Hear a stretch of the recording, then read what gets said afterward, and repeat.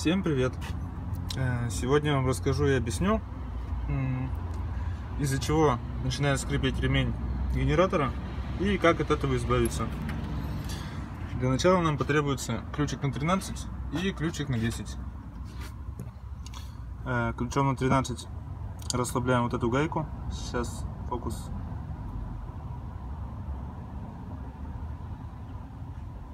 Вот эту гайку. Расслабляем ее. И ключом на 10 натягиваем этот болт. Вот.